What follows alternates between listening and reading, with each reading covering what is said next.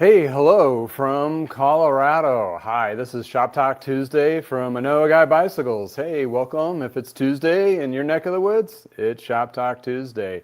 This is where we have a live podcast, vlog-ish, whatever you want to call it, to bring bike shop owners, bike shop employees, former or current alike, and as well as our cycling community and cyclists. So all is welcome, and thank you for joining me. This is another installment of Shop Talk Tuesday. Alrighty, so let's dive into this. There's a lot of things going on in the industry, and yeah, this particular Shop Talk, where we pretty much the first portion of it, we're going to talk about the news, latest articles that are within our industry and topics and what's affecting the bike shops. Mainly just, my perspective of the bike shop itself that we're talking, and my perspective as my own garage shop. I've been in the industry for over 35 years, and hey, it's one of those situations where the YouTube and also other social media platforms has enabled me to build a community where I can show the behind the walls of the back end of the bike shop, like service department, tech stuff, what we talk about and jibber jabber and all those things and so forth. But hey, again, thank you for joining me in this Shop Talk Tuesday.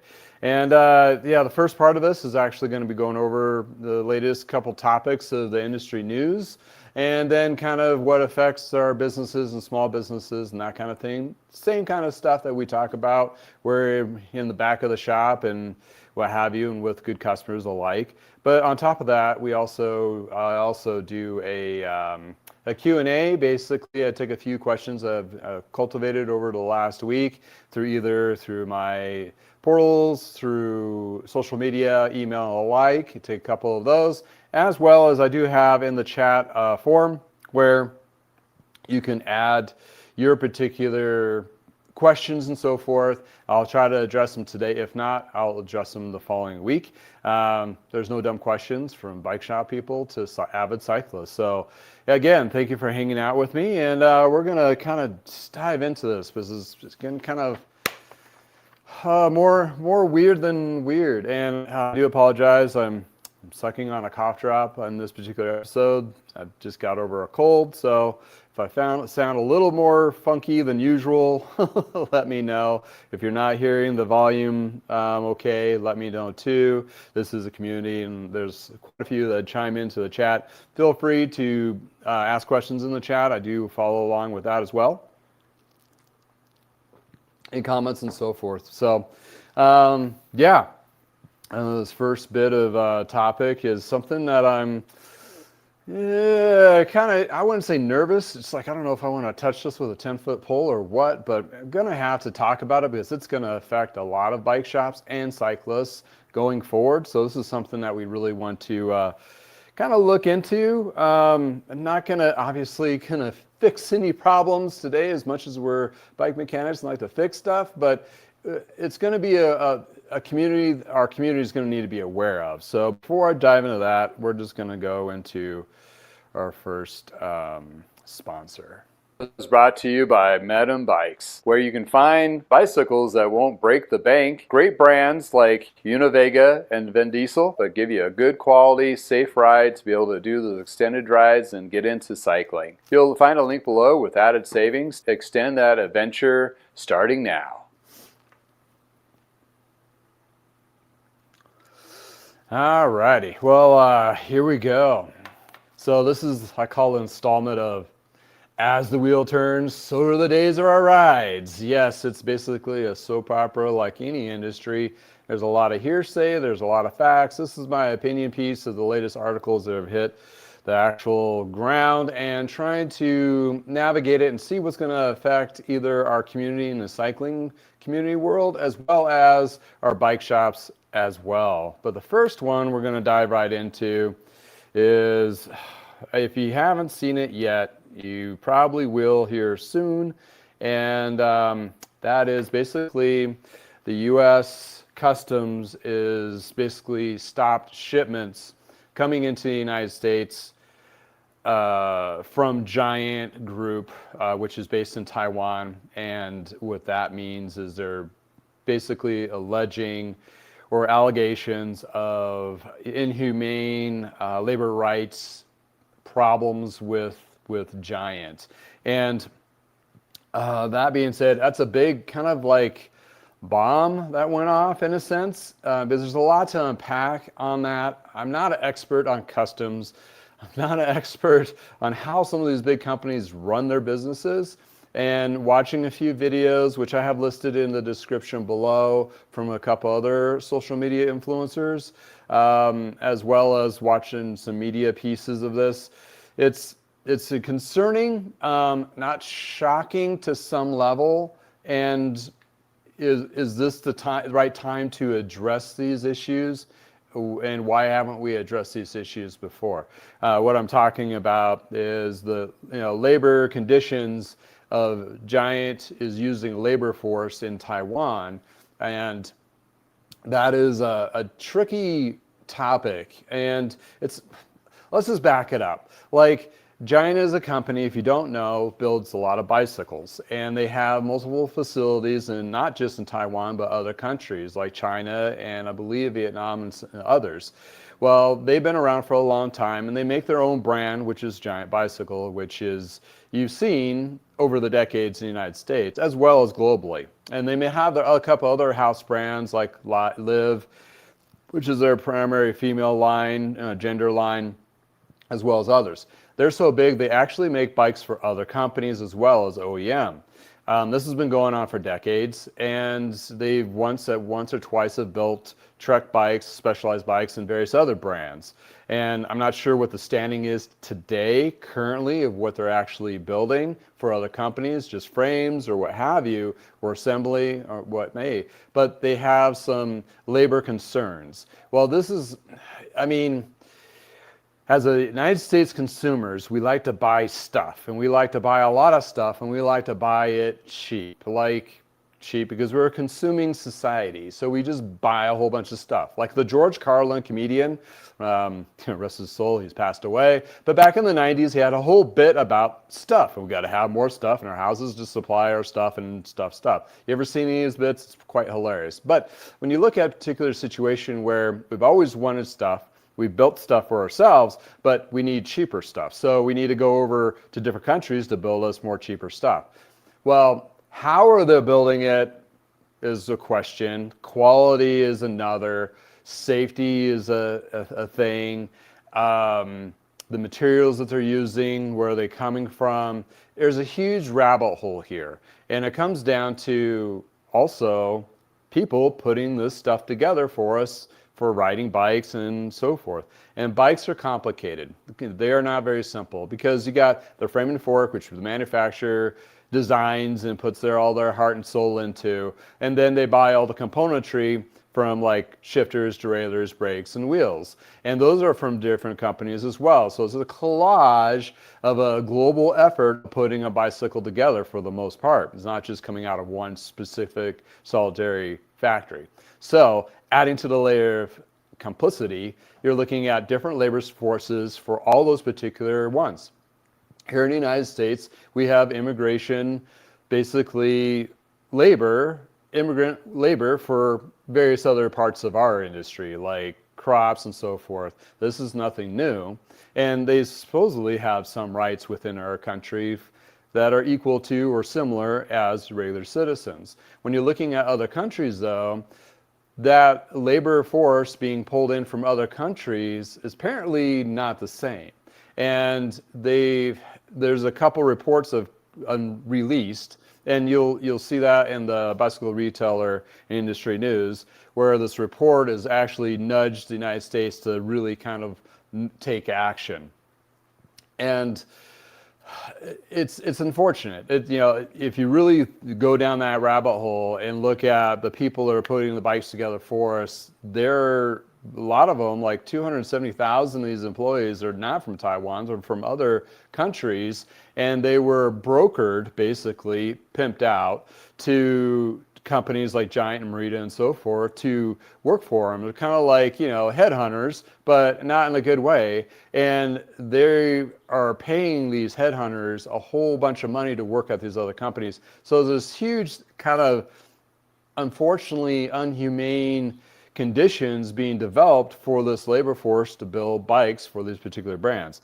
So the big brands are like, well, these are companies that are actually providing labor forces, not us. Kind of umbrella as they're trying to, I guess, maybe trying to. And again, this is my opinion piece.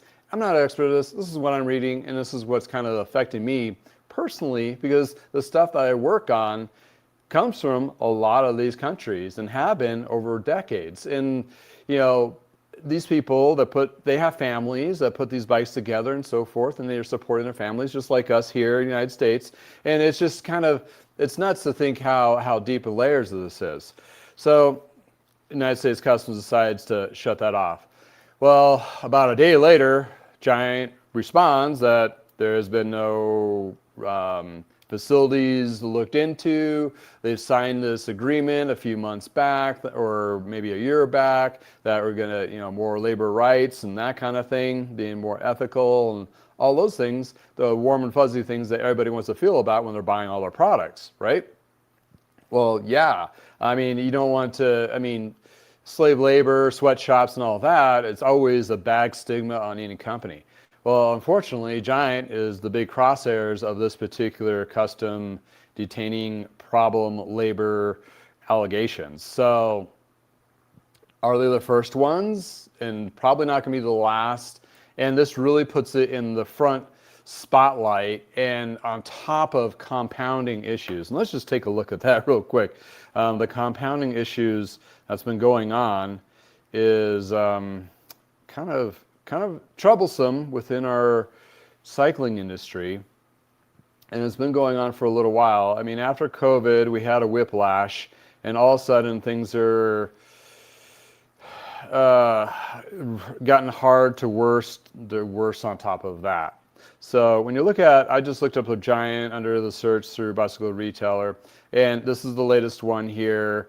Giant says no on shipments currently being held by the CBP.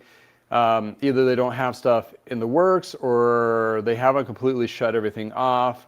But you can go into Bicycle Retailer. There's a link below in this description to read on these articles.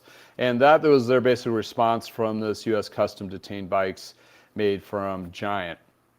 Is it the bikes only from Taiwan? Is it from other countries that they are producing from? Is Giant just going to shift the products to those other countries and deport them there, which is a huge cost? And what other brands is affected? I mean, they're mainly just targeting Giant, and that's, come on, as a custom agent, it's like, is this the Giant made product, or is this from some other company coming in, and should we detain that too? So there's a lot of big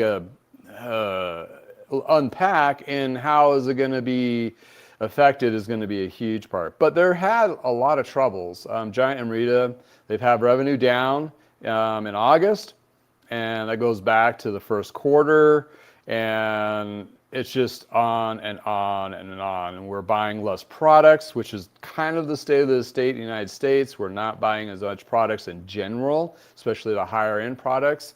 So those products that are upper end from Giant, Trek, Specialized, and so forth, the 2,000 plus market is really quiet down in the last year or so. And then, we have a lot of these issues. And this is like a steamroll effect from the last 2 years, 3 years, and it's a bummer. There's families that are being affected that work at these companies. They're actually employees that are Taiwan citizens working for these companies, and we've been bolstering and buying products from these countries for decades now, which we're giving them a money lifeline. That's where Taiwan has been built up to a point where now they're looking for cheaper labor themselves and pulling it from either Cambodia or Vietnam or somewhere else, and China as well. So it's one of those things that as a business, they are leveraging what they need to do to keep themselves as profitable as possible. But this is a huge thing, and it's compounded on a whole bunch of other huge things. And I'm trying not to be political about this whatsoever, but what we're looking at is it's going to affect bike shops. How's it going to affect bike shops? If you're a giant dealer and you're getting tires and tubes and seats and bikes and all that from that manufacturer, you're going to have a disruption, possibly, if not for sure, and getting that product in is really going to kind of hurt your business. You're going to have to look for other vendors. In Giant, I mean, they have actually, I think they have a couple of their own corporate stores as well as Trek and Specialized and Pond Holdings, and it's just it's just crazy. Should this been done? I think it should have been done like years ago, like decades ago. Like, where are we buying this stuff? Who is making it? Where's the products coming from? Who's the labor? And when you have companies coming out with this, sustainable impact report of like environmental stuff, labor is not part of that, really. It's more of just like, oh, we're getting materials from more, thoughtful companies that are less impact on our environment. Yeah, and how much is true? How much? I mean, they're bringing light to it, and they're trying to pat themselves on the back when they come up with these reports, saying we're a greener company and so forth. But there's so much stuff out of their control; it's almost impossible for them to, they claim it to actually come to fruition. And besides that, the most important part is the human factor, I think, who's building these things and so forth. So there's a huge insight, and it's kind of like one of those things is living in the United States, the blind's eye to where our products is coming from. We don't want to see where it's coming from, is now being slapped into our face. And we should take a look at it. We're human beings. We should take a look at it. At least consider some conscious efforts of our purchasing.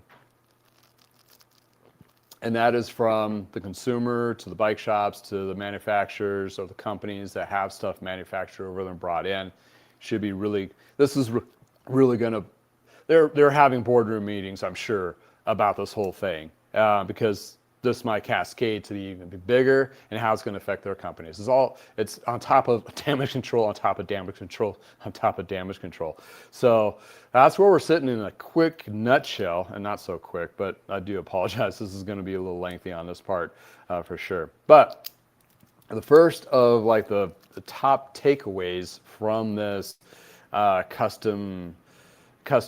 Customs stopping shipments is, pin popped up higher. There we go. And please chime in, comments. Please put, if you're watching us on the replay, put the comments below. Join the conversation. Let us know if you have any insights, if it's affected your business, affected your community, and what have you. Feel free to chime in. This is a community, by all means. The number one bullet point is mass supply chain disruption. We've already had disruptions from the COVID era, and now we have the big T word disruptions, and are they on or off again, on again, off again, and it changes in a heartbeat. A lot of those companies have a hard time adjusting for those particular issues, and now when you add this to it, and if you're looking at this time of year, this is when a lot of the pre-seasons are being signed, committed to for how many X units of bikes, tubes, and parts are going to be either brought in before the holidays or at the early part of spring. Those shops that are going into on season, which is the southern states, like Florida, Arizona, and South Cal, and Texas, their season's about ready to kick up because it's getting cooler for them, not too hot, and people are riding more. They probably already have the inventory set for their season, and it's just going to be the fill-in back orders, all those things. If this continues to go through for a long period of time, that can be a huge disruption. Even though Giant says nothing's been held up yet, that doesn't mean it's not in the process or not it's going to be executed. And like everything else, it's like every day there's a different thing happening. So with the disruption on top of already disruption in the supply chain, that's going to make it really hard for a lot of these companies to make those decisions going forward, going into the season. But there's decisions that they've already made for the slowing economy, and what we're being faced with right now is mostly service and lower end price point bikes, and a lot of people are going into the used market, which is where I live, and that's more profitable. So it's probably going to not hurt as bad as it was in a booming scenario where bikes are flying out the door. But that is not the scenario that we're living in right now. So those particular disruptions may not be that much of disruptions, except for serviceable goods and consumables like tires, tubes, grips, saddles, those kinds of things, clothing, whatever they make is going to be possibly affected by this. The second big note probably would be on this is how people are looking about product being made in Taiwan.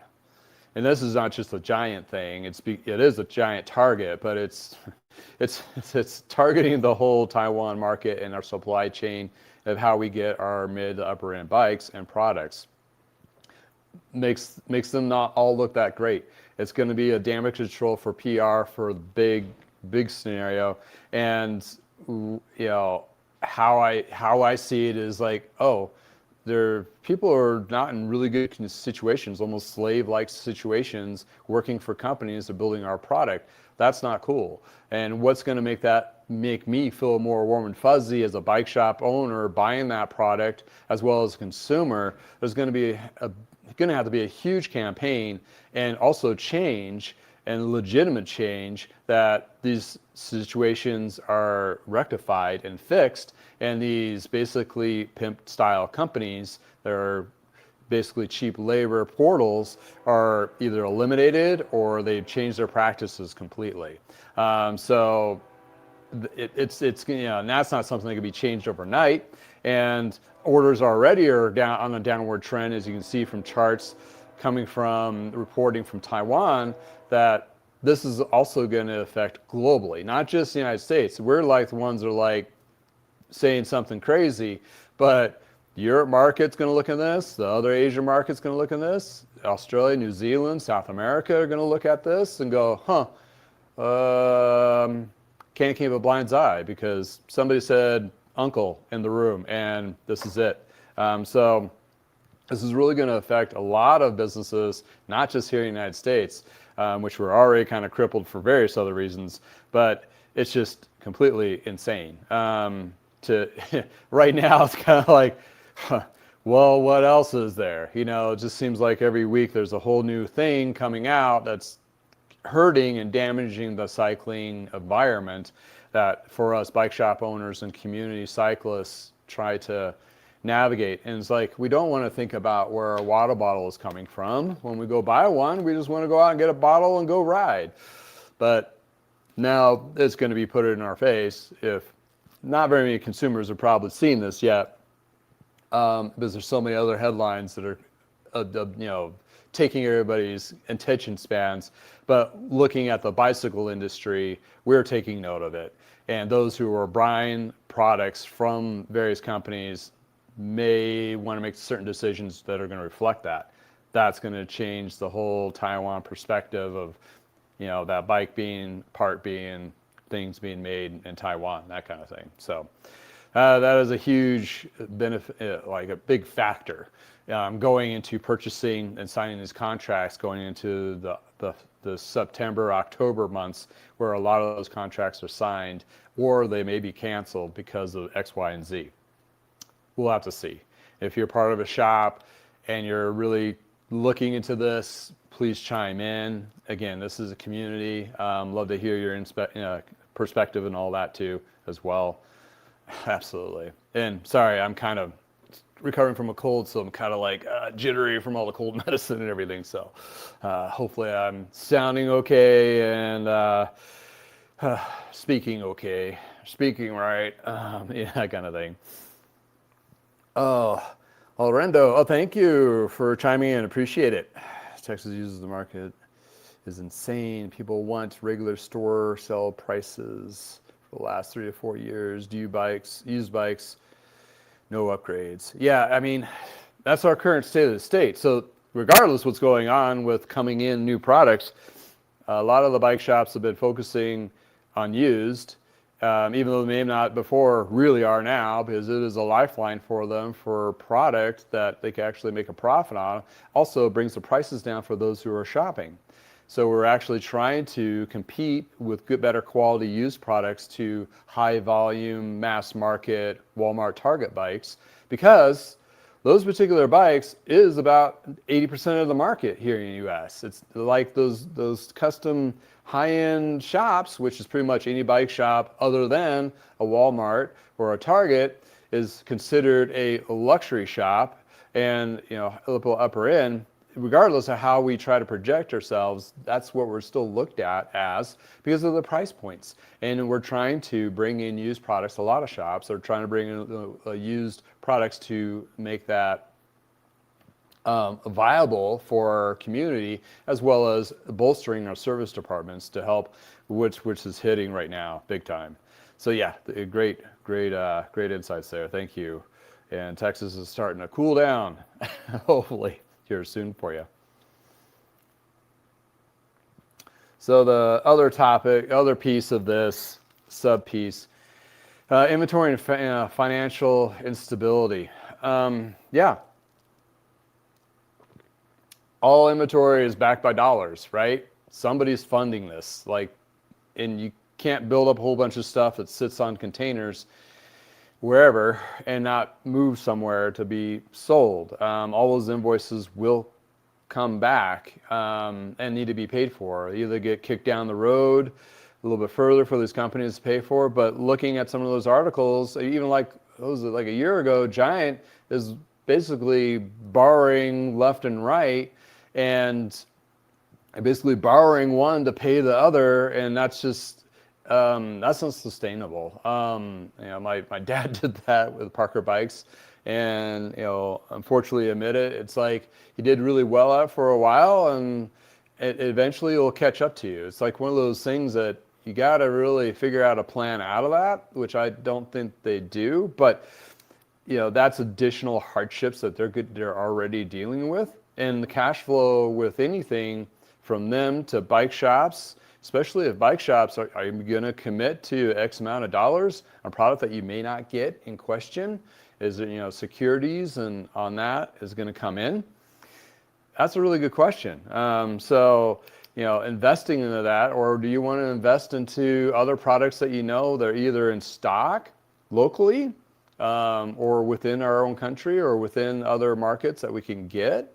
And this does affect other, markets, as the European market. Are they going to, look for products from them too? If it may come through them, but are they going to be morally accepting of those products? A lot of those markets are very, I would say, judgmental to this kind of topic, and very concerned about it. I'm sure the European market is probably really concerned about that, as well as others. So in any case, it's just one of those, the financial backing part of this it's huge. So yeah, that's a big thing for sure.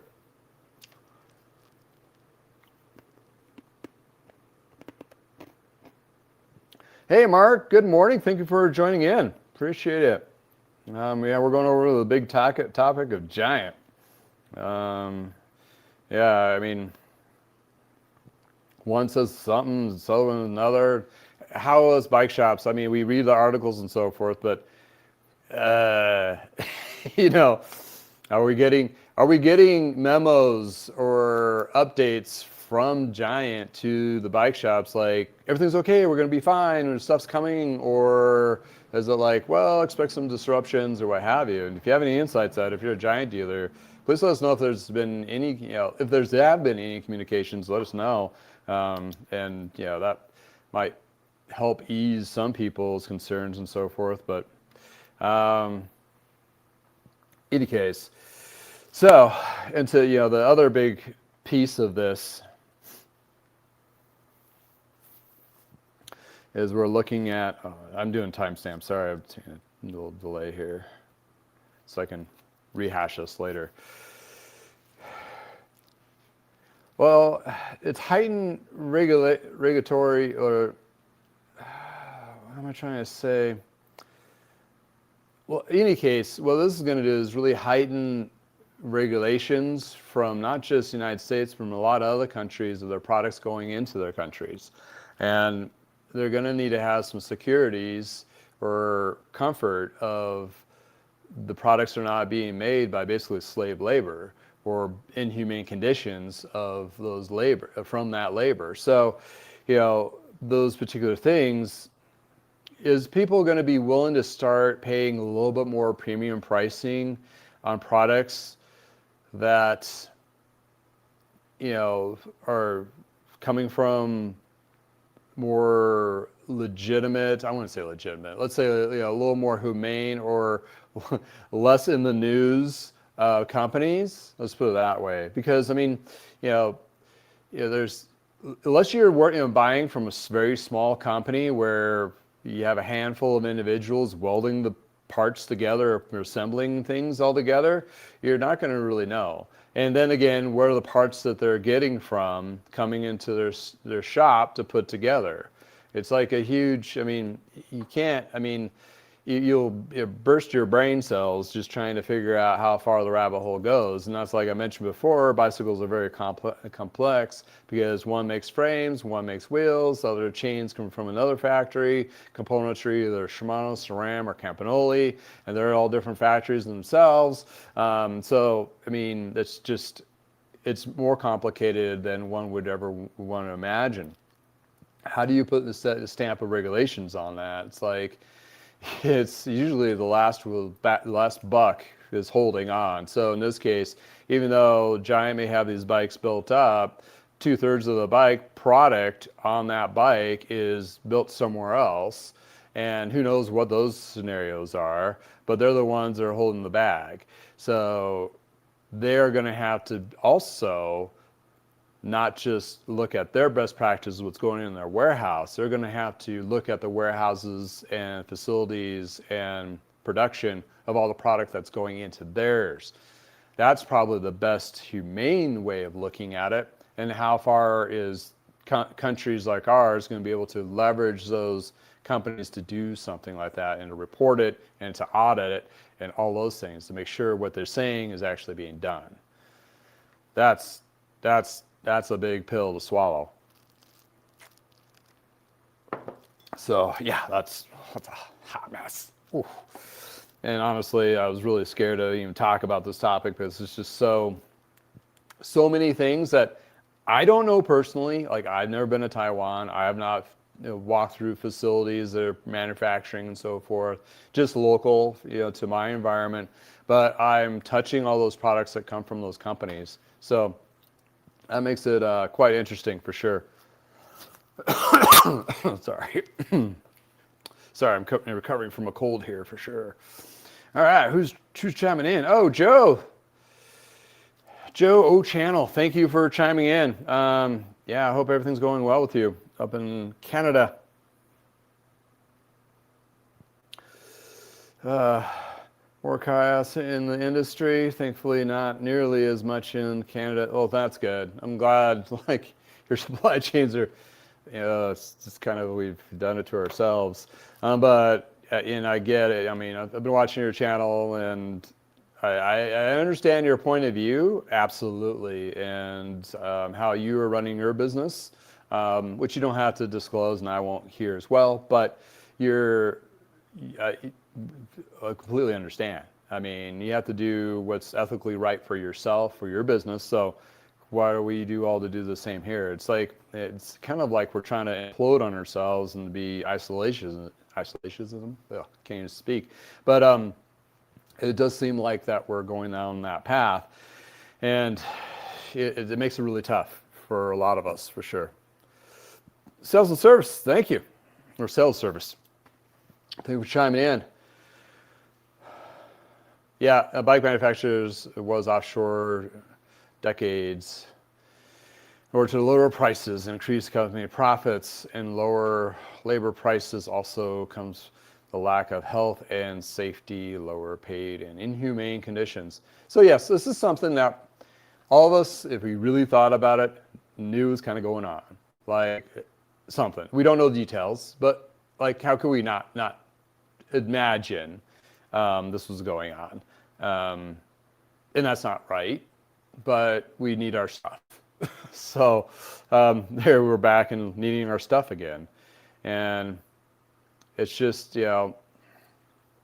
will this just be a flash in the pan? They do some changes, they help some people out, but not a lot. And it's just enough to appease whoever's looking at this in our government as well as others to let those products to be shipped into their country and what have you.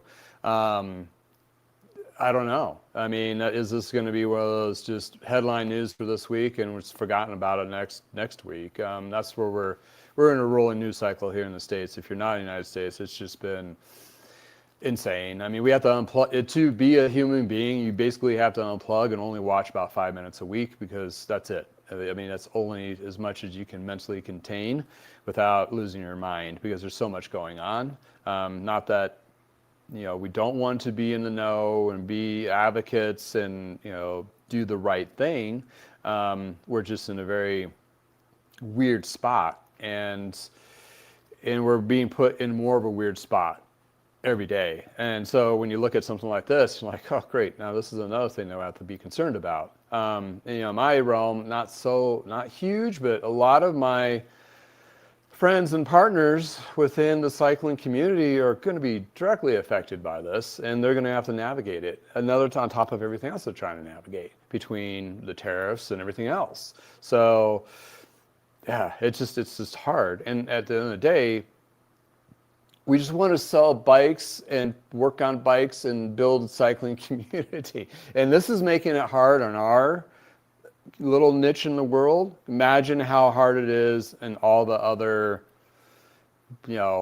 paddleboarding or any outdoor stuff or recreational things. Some companies are not as scathed as much, but a lot of industries are going into the ski season, for God's sake. I mean, how are they? They're going to be, I guarantee you majority of our stuff is made from other countries trying to get in, from like marker bindings to Solomon skis, and some of it's made here, of course, but not like mass quantities, Rosinal and all that stuff. I mean, man, it's just and that season just hasn't even started yet for us. And I'm in Colorado, which is known for skis, winter sports, so it's huge.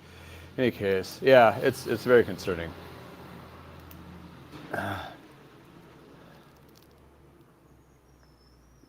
Joe, you have a great point. A year ago, I would not even fathom what the hell we'd be sitting in right now.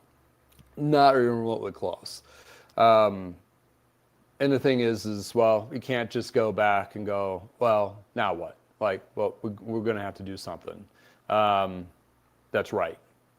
And we're going to have to work through it. And as in shops, we have to take it in day out and try to figure this out one scenario at a time. All right, back to the last fifth point here.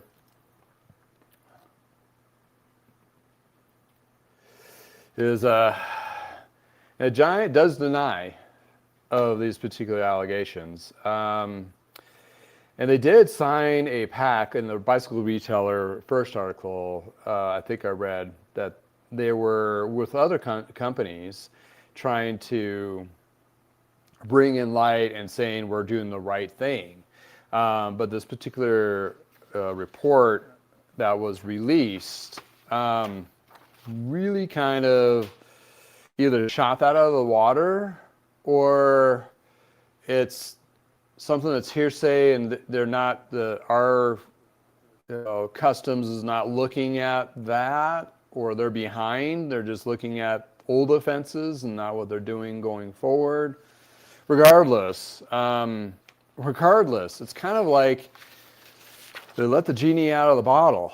And now there's going to have to be a whole bunch of checks and balances and reporting, and all these things going to have to be cleared up that a company like Giant that is struggling, obviously having a downturn, maybe they're not struggling a lot, maybe it's a little, but it doesn't look great, and that would make every other company in Taiwan pucker, because Are they the next target? I mean, Giant was targeted because they're one of the biggest manufacturers in Taiwan. So they just went to the largest one. They are not targeting, I mean, if it's to target a couple of these companies we never heard of, but we do see the products, but we don't hear the actual name, we probably would not even flinched. I mean, it may not even been brought up into Bicycle Retailer or any other news outlet.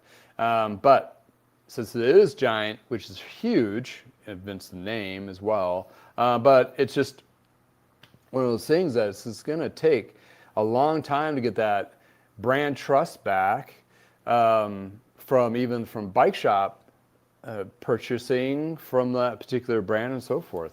And Giant was kind of one of the companies that were trying to help the independent bike dealers and give them better turns and better pricing and that kind of thing. Supposedly with a few other shops I've listened to here on YouTube or in my realm of circles where they were trying to do good things, and this just really kind of debunks all of that. It's like it doesn't matter how good you're saying you're doing me. What about these other people? It's like it's and John Brad, one of my friends, Bradley, he's talked about the workforce and so forth of other, because he's been to Taiwan and China and various other countries, and realistically, these people, that even though they're getting paid really little, still getting paid, they still have a job versus no job at all. So when you look at those kind of things, you're like, oh man, you get really kind of, concerned in your head, that kind of thing. Well, what is that going to drive? Well, here in the States, I mean, if this to get out more into the public and more than just the bike shop communities, it's going to be a big flare, a warning shot of where are we buying our stuff. And when you really look into those things and reporting on labor conditions and so forth of these other countries, some people might just pucker up, already concerned about buying anything, or going to even buy even less of that product, and maybe buy more smaller companies where this might drive more business, which I think the industry is already kind of pushing to smaller manufacturers. And when I say small, I mean like real small, like Fairlight in England. They have their own frames made. There's custom built. But when you're looking at a $3,000 to $4,000 bike, you can get some of those custom things, or even the titanium market. I mean, Lightspeed has been really known of producing really good road mountain bikes, titanium, as well as we got Moots here in Colorado and Steamboat. Dean is also Dean. Sorry, Dean Titanium is another one in Colorado. So you got these various other companies that are building bikes that are actually pretty decent, and you can get within that higher level of price point. Granted, the lower end price points are going to be really hard to meet. That's where the used market, and we've been looping back to being a consumer society. We've been buying stuff and buying new stuff because of marketing a Kool-Aid for the last 5 decades, where we have a huge surplus of inventory that is used, that's ripe for the picking. And the prices on that is really dropped because the demand is really low. So any bike shop can fill pretty much half of their inventory in a lot of markets with used product with a fraction of the price of buying it from new, without also the stigma of those particular brands coming from overseas that might be swaying that customer not to buy that. So therefore, it's one of those things you really kind of have to, kind of think about. But yeah, it's just, I mean, will consumers think that far down the rabbit hole? No, they don't. They want, I need a bottle, I'm going to go for a ride this afternoon. I mean, I'm getting this right now. And yeah, this is a hydro pack. Where is this made? It has all the, it's not made with, bad products and stuff like that, but I mean, I don't think these were made in the United States. Maybe they are, but I don't know. Or, hey, maybe they are assembled in the United States, but the product, maybe this plastic aluminum sleeve inside is made somewhere else. Who knows? That's where you go down, consumers are not going to go down a rabbit hole. I mean, you explain to them, it's like, well, the frame was made in Taiwan, but all the parts are made somewhere else. Like, does that make it better? I mean, I don't know. It's just, this brings up a huge, scary, weird topic. I mean, for sure. Any case,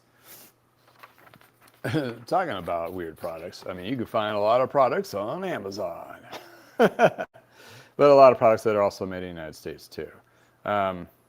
So, for example, let me just add this to the screen here. So I have an Amazon store. Yeah, this is a slight plug, but I do feature products that I sell. And this is something where like, well, maybe I need to really consider what products I list on here that I use, because do I know where they're being made? That kind of thing. But I mean, I go with smaller companies like Lithium Auto Products, which, detailing the frames and so forth. That stuff's made in Utah. Knowing the company, Silka, they have stuff that's made overseas. Not everything, but some stuff. But yeah, that's another thing to think about.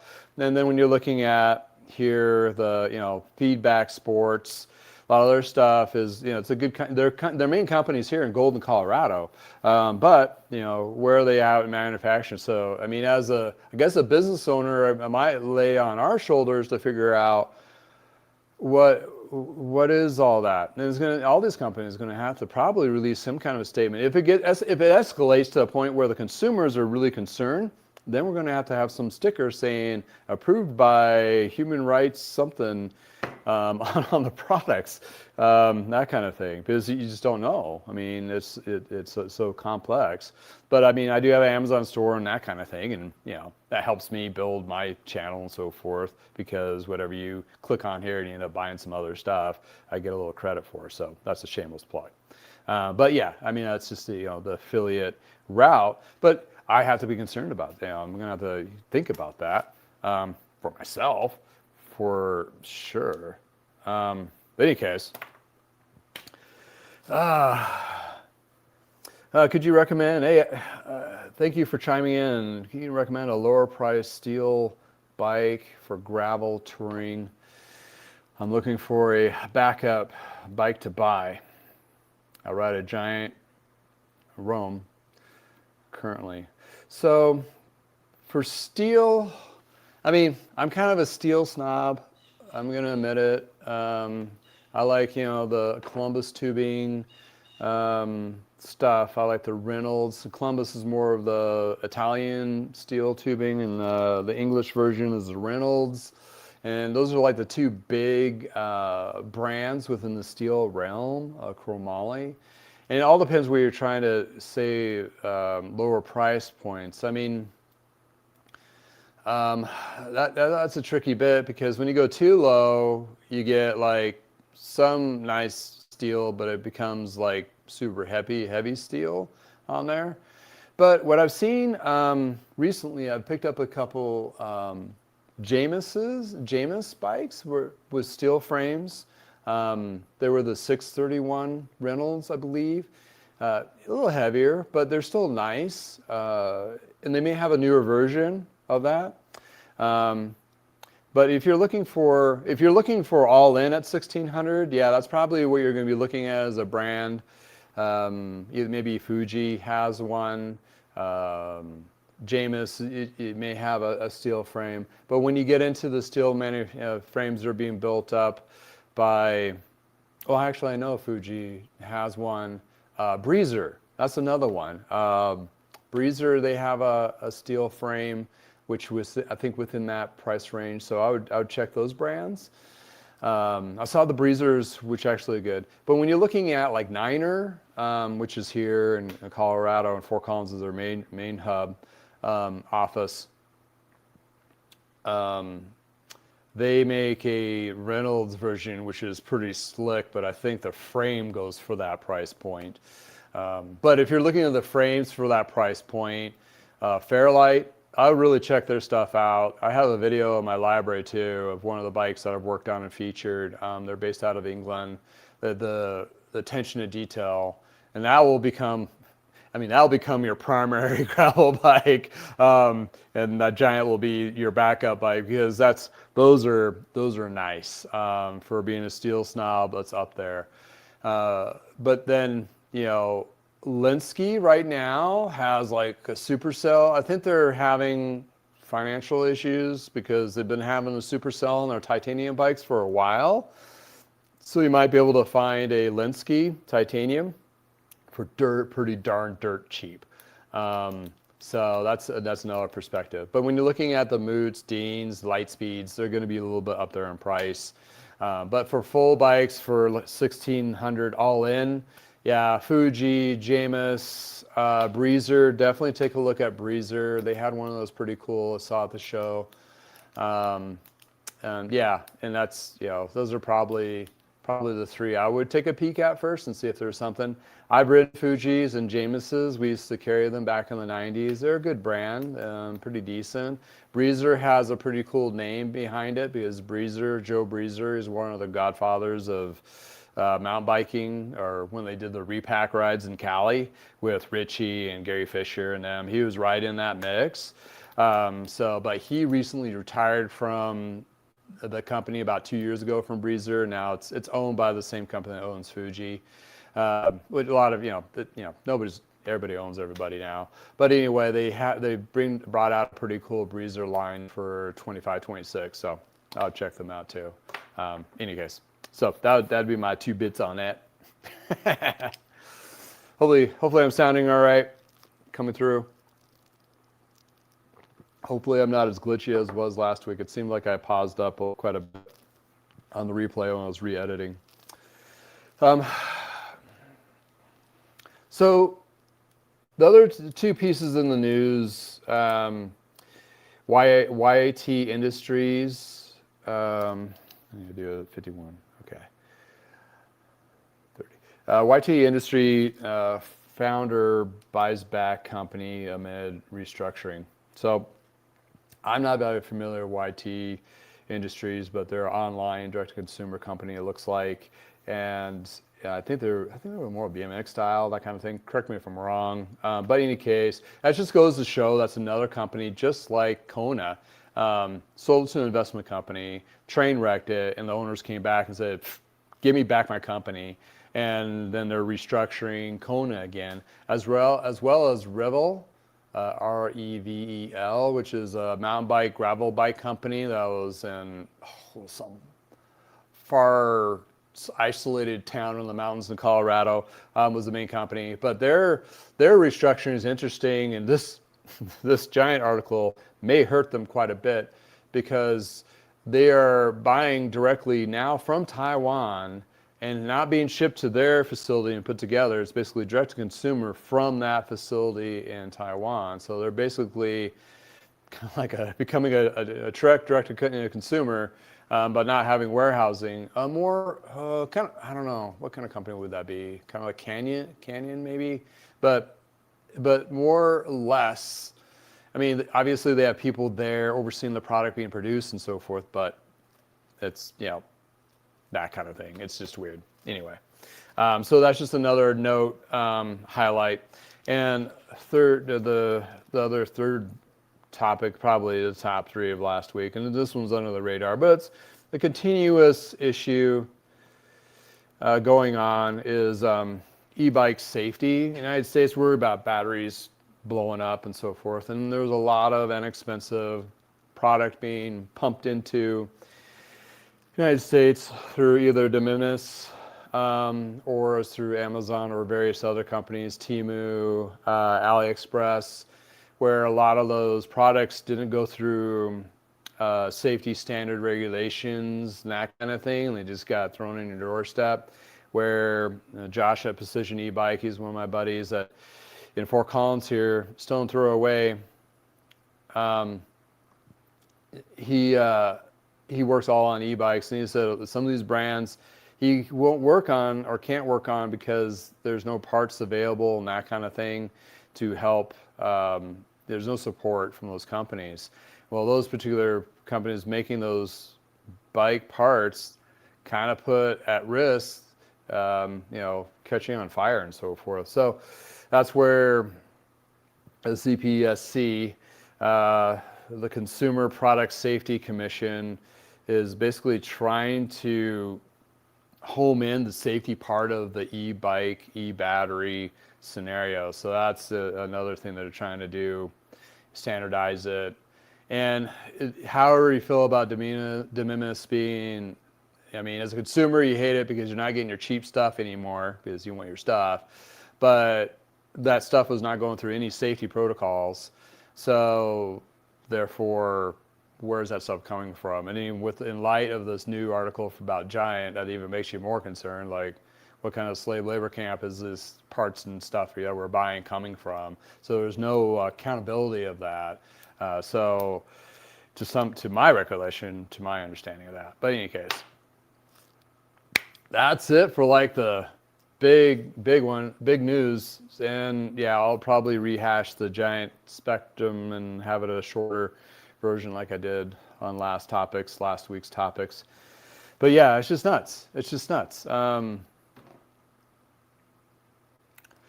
This sales service. Switching over the UL certified bikes exclusively more than 3 years ago. Oh, okay. Yeah, that makes sense. If they refuse to be certified, if you have that process, and you're in Canada, right? Sales and service. So, yeah, I mean, every country has their own inspections and level of what they're going to allow in their country to be safe products. So yeah, I mean you can't function working on stuff like that. I mean, you can try, but you're going to find yourself at risk, either the customer, yourself, or your business. There's just too many different layers of liability here in the States. We're sue happy. They like to, everybody likes to sue everybody. So that's what we got. All right, we're gonna roll into the questions here, and I think I feel like I need to stand up. So while I'm moving my junk around, I'm gonna a whole bunch of bike stuff, and you just need to get rid of it. No longer needs to be in your garage, needs to be in somebody else's garage, and actually, hey, maybe being used.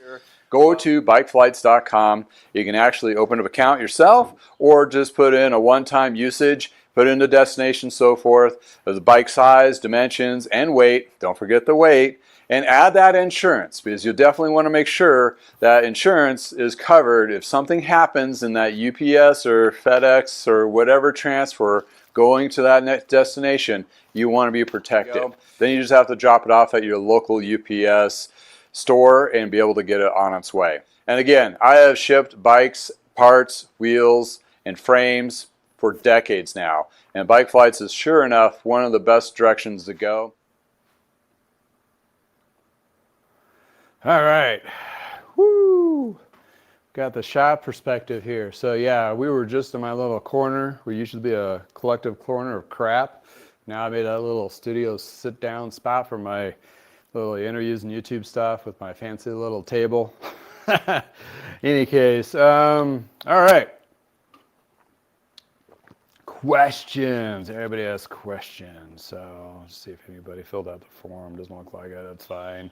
I got questions to fill in the space for sure. All right. So I got an email, a general question from a customer. I thought this would be a good one to bring to light, is talking about older bikes, right? I work on a lot of older stuff, and I am old, so a lot of stuff I knew it was new or worked on it when it was new. So a lot of people are looking to retrofit a lot of their bikes from the older ones, or they bought a bike that they've been trying to convert it to either a one buy, or you get a hodgepodge of non-OEM weird parts on it. And this individual bought a 1998 Le Mans Zurich, which I'm a steel guy, so I like the Le Mans. I ride two right now. I got one in the box. We'll talk about that in a second here as a show and tell. As a previous owner, installed a Dura-Ace rear derailleur, but could not get it to work. The bike is 1132 cassette, and that's the gear range in the back. So the road bikes were typically for that era, 28 was the biggest, 27 to 28, and 32 was going into the mountain bike componentry. Hence, the XT rear derailleur was installed. And then he has the standard 5339 double chainring up front. And he's looking at one of the derailleurs I was selling. It's like it's a 9-speed componentry that he has in that era. And he was looking at a 9-speed long cage derailleur to accommodate to that 32. Well, even with the long cage Ultegra rear derailleur of that period, 105, even, you know, well, Dura-Ace didn't have a triple yet. The pitch on the derailleur itself, the knuckle, this portion here, it was not a longer or deeper or further down to accommodate that bigger cog. That cog, like this guy, this is a bigger one. This is a 32, I think. Yeah, it is a 32. Well, what happens is, let's see if I can mimic this so you can see. This one's missing its jockey pulley, but that jockey pulley on the big cog, when it's riding up there, would rub up against this, and rumble, and you can feel it resonate up the frame right up your butt, which is not comfortable, and it's also doesn't shift very well. Well, that knuckle on the longer cage, it didn't matter if the cage was longer or shorter, it was still going to rub up against this. So there's a after product that was designed in that interim of helping derailleurs drop down further to accommodate that bigger gear cluster. So that individual may have been able to just stick with the short cage-ish because it was a double up front, but wolf tooth, and they make a couple of these. This is a one off of a takeoff on a bike. What that is a derailleur hanger extension. What that does is pushes the derailleur down about 10, 15 millimeters ish. And you can look at the specs, and what that does is push that derailleur down to accommodate that bigger gear. So you can do that modification. So if you're going to switch to a bigger pie plate in the back for climbing and so forth, you know, it's going to make it able to go up into that bigger gear cluster, 32 or 34. And they do have the specification in wolf tooth of what that product will do for that derailleur to help out for that bigger gear cluster. So essentially what you could do is you have a double and you don't want to switch all over to a triple and you just want a bigger range in the back. That'd be probably the solution to help you get it up there. But mindful, when you go into the smaller cogs, the littler guys, that derailleur is going to be further down and it's not going to shift as smooth, but it'll work. But you know, it's basically a compromising upgrade. I would, you know, I told the individual that as an option, and the other option was like, well, you just go with the Ultegra derailleur that I have, and you just get a cassette that goes to a 28 and ride it and see if you really need that 32. I don't like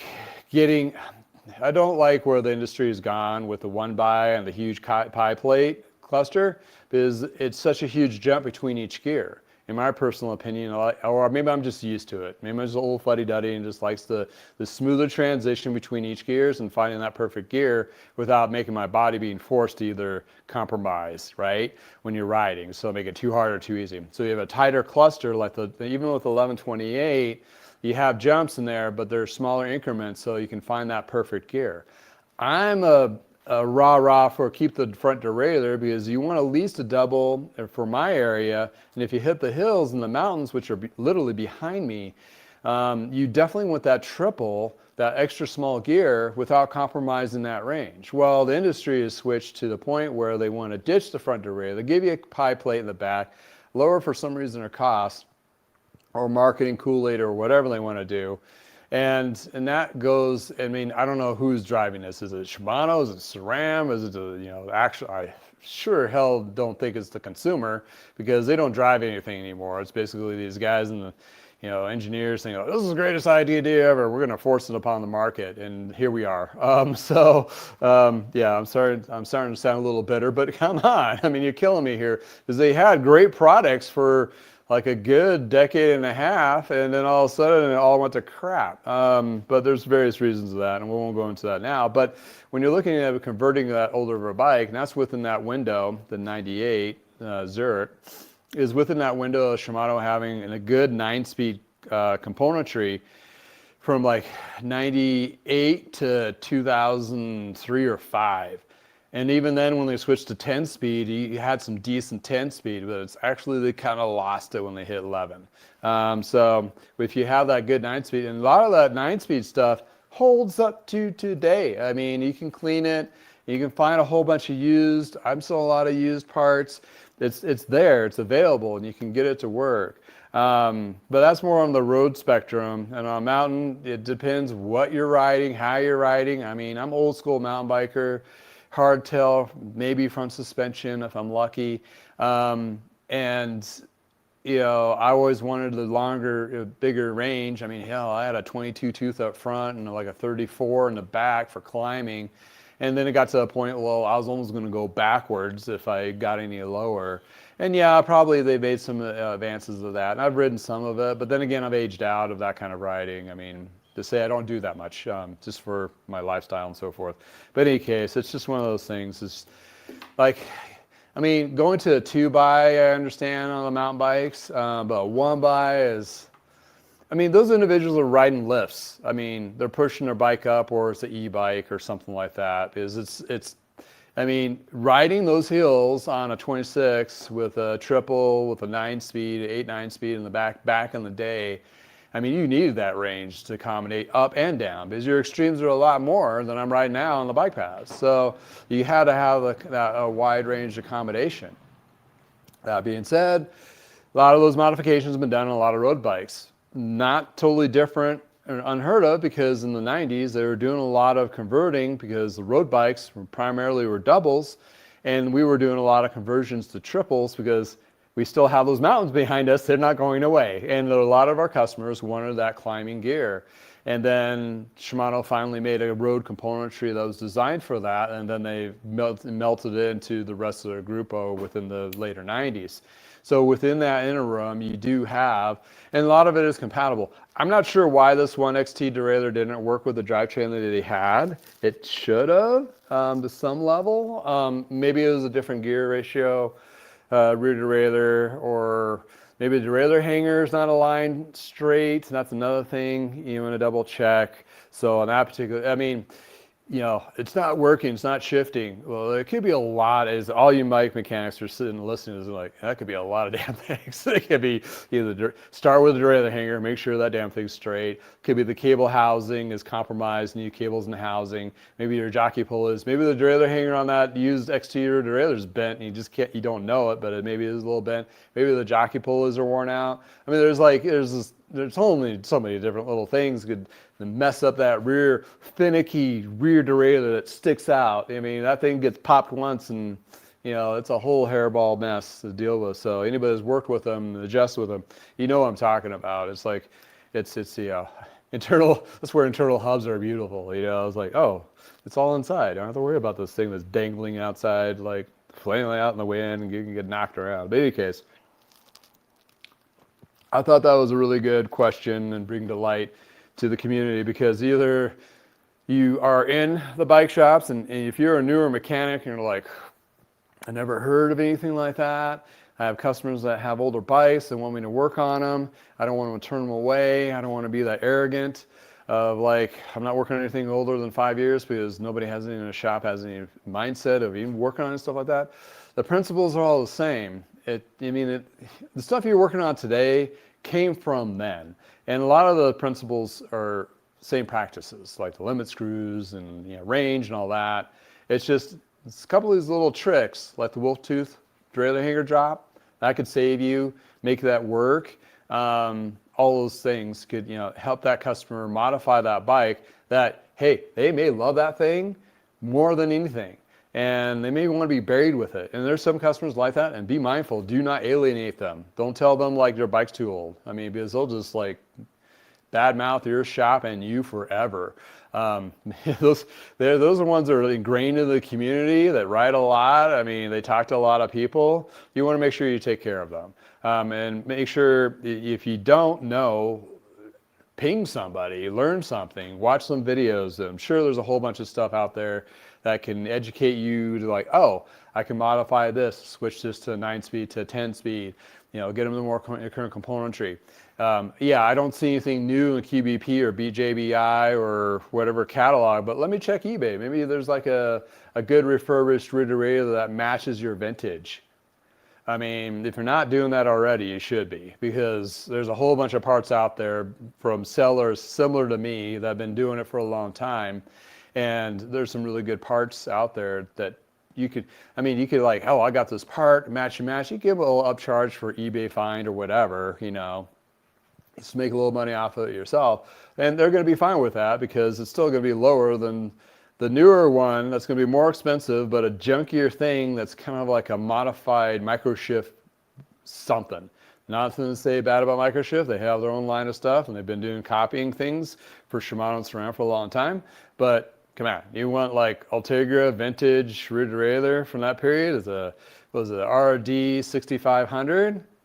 Mindful of the RD 6500 rear derailleur doesn't specify if it's a short cage or a long cage, so you want to make sure you get the right one for that. Yeah. Yeah, all those little lost knowledge bits, it's just, crazy. Any case. So yeah, that's my song and dance of the derailleur hanger modification. All right, here's a good one. This is a good point. This is a comment on the YouTube. Do a timestamp so I can let this guy know. Could be a gal. No, that addressed it. So I have a few videos, a couple lately. I've done some detailing on bikes, cleaning wheels and so forth, having it in the tuning stand, and I've been using like a ceramic wax with a applicator, which is this stuff here. I think you can find it on my Amazon store. Oh, sorry, still getting over this cold. So first, you clean the wheel, right? As a mechanic, you take the wheel and you clean it. And once you clean it, a lot of mechanics just stop there and they adjust it and it goes out the door. Maybe they check the air and hopefully they check the hub and chew it, whatever they're supposed to be doing to it. So they clean the wheel, adjust the hub, and they chew the wheel. And for me now, I mean, we'd wipe the rim down and so forth, and whatever we were using, Bike Lust or what have you at the time. I was using this stuff here. So it's a ceramic wax blend. It makes black spokes and black hubs kind of bring back the darkness to it and also the rim. So it makes it really nice and shiny. And then you buff it down, kind of like your wax on, wipe off kind of thing, referring Karate Kid.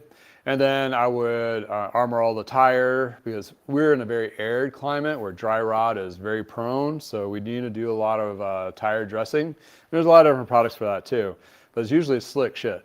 Oops, sorry, slipped out. Slick stuff, slicker than jizz. No, not that. Anyway, that's a different product. Anyway, it helps the tire from drying out and cracking, that kind of thing. So when you put those two products on there, they're usually slick, right? You don't want that on your brake surface. So the remedy to that, I just take rubbing alcohol, put it on a clean rag. Actually, I use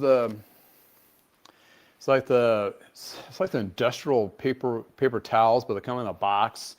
They're pretty strong, reusable, that kind of thing. This kind, but I make sure it's white, the clean part, and I spray it, and then I fold it just right where when I'm running this through the tuning stand, it's just hitting the rim, and I clean off the rim as much as I can to get all that cleaning products, contaminants, and all that off of the rim bed of the rim where the braking is hit. And then when I do clean the bike, I do the same thing because there's wax and lubes and you do with the brakes and you get them to work good and all that. Last thing I do on the brake pads is I clean them off with some pretty heavy grit sandpaper to kind of scuff them first to make the pads a little more responsive, but also clears off any of those contaminants on there. And if you really wanted to go wackadoodle, you can take rubbing alcohol and clean that, just like you do with disc brake rotor pads and so forth. Rubbing alcohol is the way to go to clean all that stuff off. Doesn't leave any residue, or in worst case, you can't burn these up, but on the rotors and so forth, or the brake pads for discs, you use a torch to burn off any contaminants. So therefore, the braking surfaces are cleaned and prepped for the best efficiency. If you leave that stuff on there, you're going to compromising that brake, and it gets on the pad, and then you're in a hurt where you got to clean the rim and the pad again to get that brake to work well. And then sometimes it goes down a rabbit hole. It's like, oh, you just need new brake pads. So you're upselling something, which they may need, but you may be upselling something that you may not need to really upsell, which customers will kind of see through that. So you want to make sure you're really mindful of, I mean, these pads, they harden up. They're pretty inexpensive to replace, $15 or something like that a set. But those prices might go up according to current events. So just one of those things, when you're cleaning and waxing, using strap-in coatings and all that kinds of stuff, be mindful. I do not spray hardly anything directly onto the bike ever, because those little particles like to travel and they'll contaminate brake pads and so forth. So I just cringe every time I see one of those muck off ads and they're like spray the whole bike down with that foam stuff, and like, you just contaminated the whole brake system with that. I mean, you don't want that stuff going in certain areas of your bike. I'm always the component of like, you spray it on a rack and then you apply it, what have you, or you strip the bike down to the frame, and then you can go crazy. But you don't want that stuff getting into the brakes and so forth. And anybody who's worked on bikes and gotten a little nuts with their polishes and so forth and got into their brake rotors, you just added more work for yourself, because you probably already worked on that, and then you have to go back and fix it. So I just want to be, let everybody be mindful of that, especially if you're a consumer and you see those videos and you're like, those high pressure sprays and so forth, and see those videos, those are professional bike mechanics, and most likely that bike is going to be stripped down to the bare bones and reassembled for the next day of racing. Anyway, they're not going to, it's kind of misleading, I would say, because I know pro mechanics and that work on like Tour de France and so forth. They're working all night stripping bikes down and putting them back together, making sure they're fine-tuned and ready to go for the next hell day of riding. And mistakes are happening, but they start off by washing them down like that, of course, and then they tear them completely apart and reassemble them. So it's just it's one of those things. Anyway, Brad Adams, thank you for chiming in. Oh, you agree by the one by? I don't know. I just want to find that perfect gear and ride, especially if you're on, more subtle terrain. In any case, going back to our former question on that.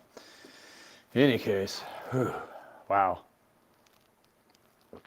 So yeah, state of the state, I'm shopping bikes, bringing parts to the market. I've been selling a lot of small parts, frames not so much. I think they have them overpriced. I'll be dropping those off here in a little bit in the price. But since I do ship, and this is a very gold nugget for a lot of shops, I mean, if you're able to and willing to ship and leverage eBay as well as your website to move used product, that will definitely save you in the off season. I've seen a huge spike in my business last winter, and it really kept the lights on through the slower months. Selling the whole bikes are a little less, the turns on those have been a lot less already. Going into off season, the service is still going to be continuing to go forward. Therefore, people are going to might be looking for projects like Orlando. I mean, he's looking at a gravel bike. He might be like, oh, I'm going to pick up this frame and I'm going to buy some parts or a part kit, or buy a bike with parts and build it up, that kind of thing. So there's deals to be had, especially in my market, which is probably reflecting a lot of markets right now, that nobody's buying. And going into the off season for us here, that's a golden time for me to purchase used products, because the prices are going to be legitimately going down, because it's off season here for somebody selling off of Facebook Marketplace or Craigslist. And I've been finding deals all through summer, so even the off season here is going to be better. So you're going to find even better stuff, better quality, less price, and able to provide more of a profit. And when you chop a bike up and sell the parts, you get a good portion of your money back quicker. Therefore, you can reinvest. So the cash flow is a lot smoother. So business-wise, It's good. You're providing a service. It does feel like you're kind of, sorry, breaking up bikes, but you are providing parts for those who are trying to fix their retros, vintage, or custom building, or what have you. Or, I mean, a lot of people might want that Le Mans frame, which I have one on, but they want, maybe want to convert it to electronic shifting. Maybe they want to convert it to something else, what have you. But it's one of those scenarios where therefore, they can really customize it, and they can get the stem length they want, and they can get the seat post that they want, and they get the seat that they've been riding with, and the wheel set they've been drooling over, and they can really custom build it. And you can do that. You can do that. I mean, the limitations are disc brake wheels. Frames are not as abundant, but like in the case of looking for a $1,600 gravelish bike, you can do one of these older ones with the brake bosses. Heck, I saw an Appalachian Lightspeed cross bike for $700 in our market. This is 60 centimeter. It's pretty tall, but if you want to get $700, you got a titanium bike. Okay, it had junk componentry on it, but if you get another kit for another 400-ish, and a nice wheel set, even a new wheel set from a bicycle wheel warehouse in California, that do custom built wheels for rim brake, you can get yourself a one smoking titanium gravel bike. I mean, for more, and with, do the cantilever brakes, it won't be disc, but that's what I'm riding right now. And the condition's so bad, I need a warrant disc. So I may not be riding anyway. So it's, all depends what kind of riding we're doing. But in any case, those are opportunities out there for shops. Those are opportunities for customers alike. And service, I'm still out about a month on service because, I'm not about volume, I'm about quality, or over quantity, I'm doing quality. So the detail high level tune-ups that I'm doing, I'm just, it's booking out, which is great.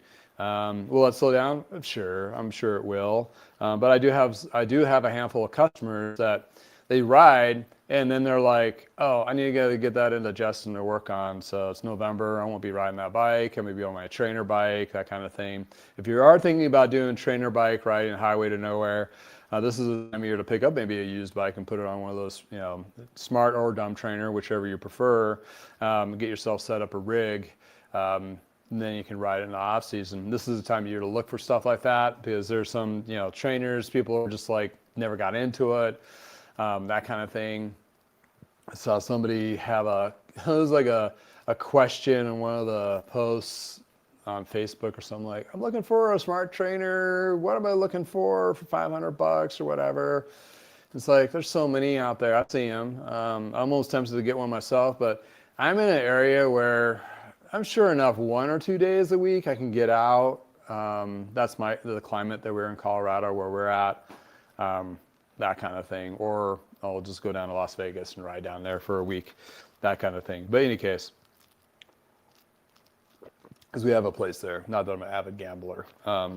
Anyway, if I was a professional gambler, I want to be doing this.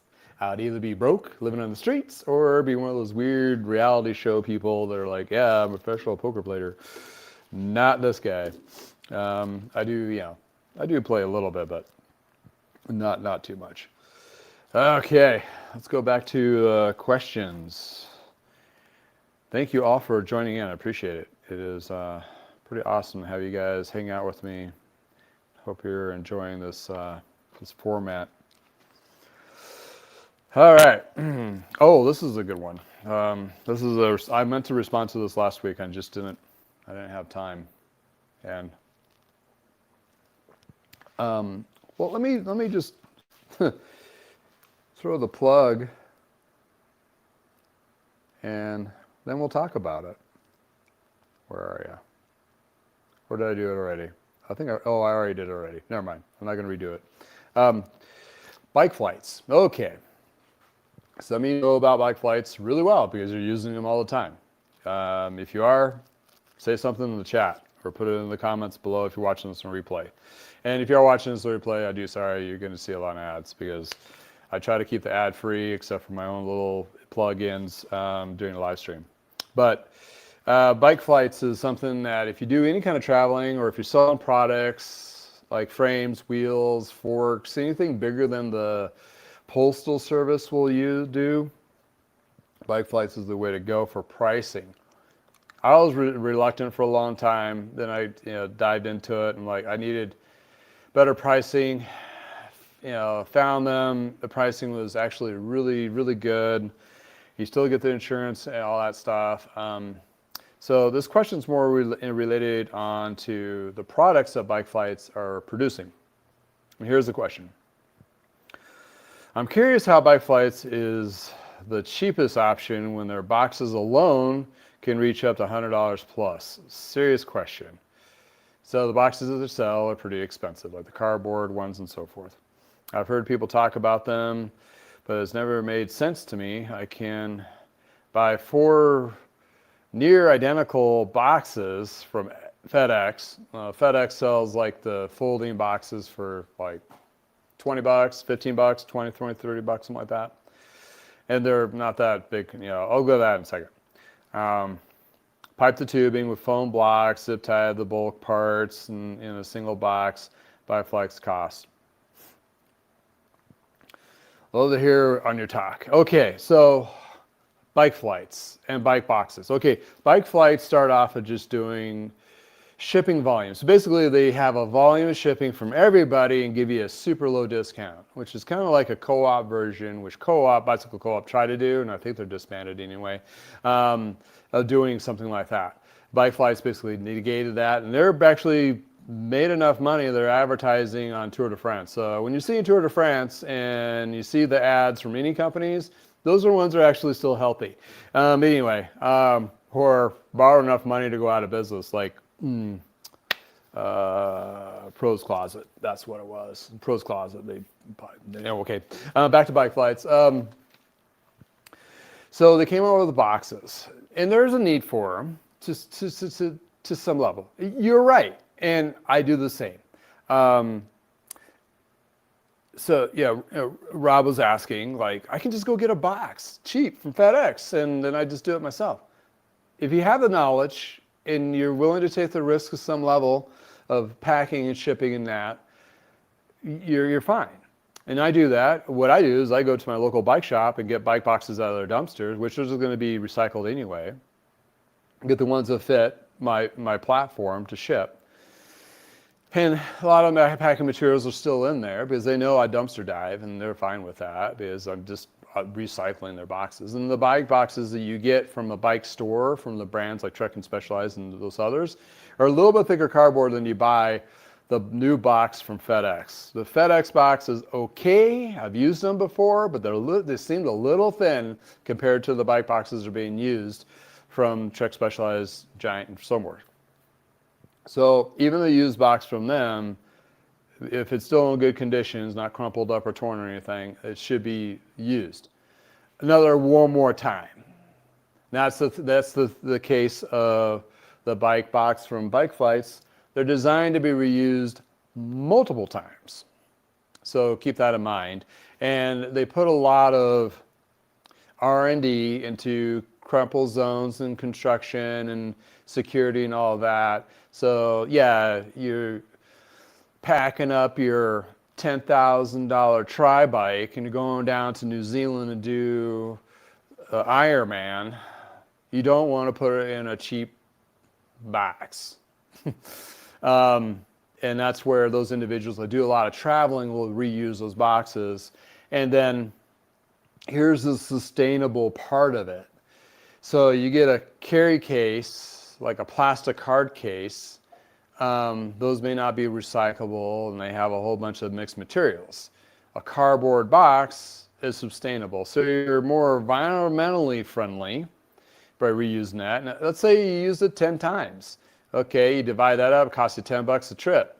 That's pretty cheap.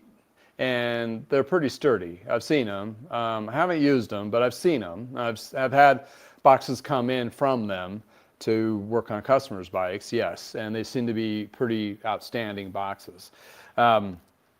So you got that security there. So you can, they're designed for reusable use.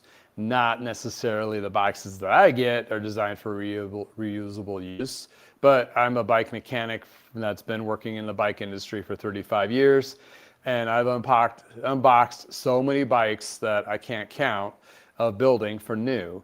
And then I pretty much have muscle memory how to repack things and put it back to where they were for manufacturing use. There's still a risk. Always there's a risk for shipping. That's why you have insurance. And you want to make sure you get the proper insurance for that. So that being said, reusable boxes, if you're using it more than once, that kind of thing, it might be a good investment without paying into the big cargo cases, which are triple that. Or you can buy a used one, which may have some damage, what have you, in your local market, cargo case kind of thing. But these are some are designed for e-bikes, some are designed for the newer mountain bikes with all the fancy stuff in there, that kind of thing. So they put a lot into their boxes. There's a price to that. That's why they're expensive. To warrant to what you want to use it for may not fit your niche. And may not fit what you need. Maybe you're just a one-timer shipper.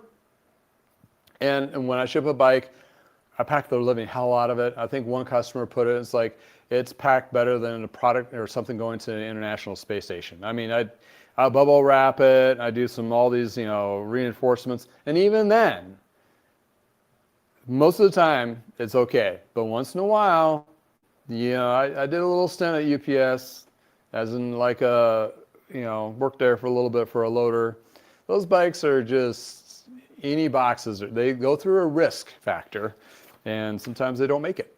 So, but in any case, it's just limiting the liability and risk. If you have your $200 bike and put it in a box and you're shipping it somewhere, well, maybe you don't want to pay for a box that's about as much as the bike.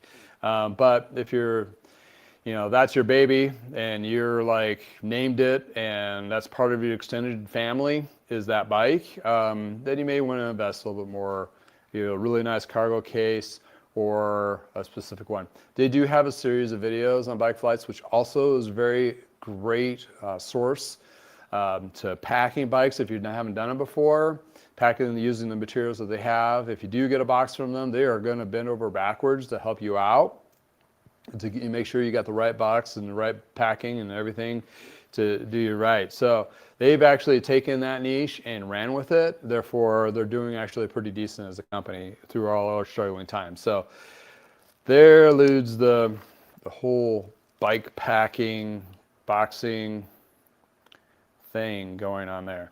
But yeah, let me show you an example. I get my closest store is a truck dealer. Oh, got a handlebar to the back. You guys will find this funny. I had to go get some stuff out of our Vegas condo and bring it back. That stuff just shoot out. So I took a box with me, and this is what a lot of people do. And you're going to find this as a riot. It is filled with my personal garments, my knickers and my shoes and a jacket and all this stuff I had in Vegas. I don't know why I had a heavy jacket in Vegas. Is my actual bike that I had in Vegas. It's the Le Mans Buenos Aires steel frame. If you've watched my videos before, you may have saw me feature this one. And I didn't want to leave it there. I was going to bring it back home, and I was going to put it in the box just to make it easier to transfer it in the back of the car. And there's so much void of space, so I got all my, fun going out dress shirts. There's a dress jacket, that kind of thing. So packed it all up there, and a lot of people will do that. They'll take their bike that they're going to be shipping to their event. They're going to stuff it with all their biking, clothing, and so forth, and that kind of deal. I scaled down, so basically I kept my bike tools there, a bike stand, and cycling apparel and shoes and helmet. So when I go back, I can just go either rent a bike or go find a bike to buy, fix it up, and go ride it while I'm there. That kind of thing. So, but a lot of the stuff had to be redone. Oh yeah, I bought this at the Goodwill for $7. That looks good for $7, huh? Yeah. Another thing, talking about the industry and how wackadoodle it is. I have a buddy that's in the kid clothing world. He's a software front end dev, and he does a lot of shopping cart program on a front end dev, and it's company's Carter. Now it's one of those companies where sell kids clothes, high-end clothes. Also, they sell clothes to Walmart and Target and so forth. So they have different lines. Kind of the same thing what Pond Holding does, but for kids clothes. Well, Pond Holdings, they sell, Mongoose and Schwinn as one of the companies they own. They also own Cervelo, Santa Cruz, and a couple other higher end brands, Cannondale, which you'll see in like Tour de France is over. So they got a huge spectrum. Clothing spectrum is the same. So what they're seeing is the tariffs smash their market, and the clothing is harder to get in now. And if this giant thing leaks out even further into other industries, which it may, put spotlights on these clothing manufacturers in Taiwan and China and various others, there might be some serious hardships there as well. Interesting bit is the companies are struggling, their stocks are going down, harder to get products, all those things are disrupting. What's going to drive a lot of the major consumers? Are they going to spend twice as much at Walmart for a kid's clothing, which I have a 9-year-old, totally understand that they go through clothing like no tomorrow, and am I going to spend twice as much money on something for the same product, or I'm going to go down and go to one of the many used, lightly used kid clothing stores or Goodwill and so forth, and get myself some lightly used clothing for something they're going to be in for a hot minute. Think about that. It's been doing that for kids' bikes for decades. It's going to be hard-pressed more. I think somebody commented earlier that either on my channel, I think it was on my channel, talking about kids' bikes. Like, I saw new kids' bikes, and it's the same still bike that I sold a year, 2 years ago, 3 years ago for $100 to $200 is now going for $500. I think it was in euro, so I think it was in European. And it's like, and the newer ones, like it's kind of like all over the board. Like it's lowest in componentry, and they're charging $500-$600 on a bike where they're going to be in it for a hot minute. And that's where the used market is. I mean, my daughter's not got a new bike. I get a nice refurbished one, and she's not going to know the difference, especially when you do the detailing and all that to it. That's where the kind of the industry is just gonna. It's not just biking; it's clothing as well. Should I be using this in my top of pieces now? Be more newsworthy? I don't know. This thing's itchy. Doesn't fit me quite right. I've gotten too round for it. I need to get a little more size appropriate. Need to ride my bike more. Go that way.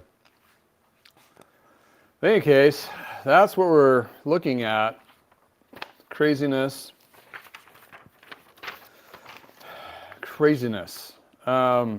Yeah, please chime in your part of the world. Let me know how your market's going. I mean, is service still good? Is used bikes plentiful in your area?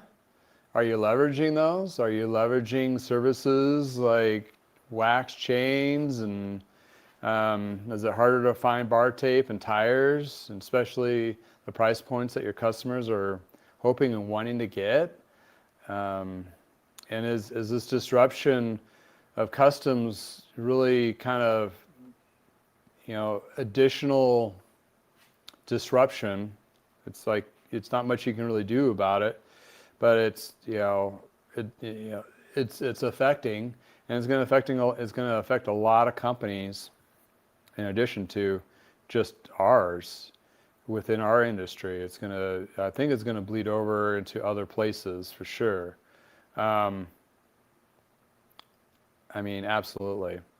So I did want to bring up, it's like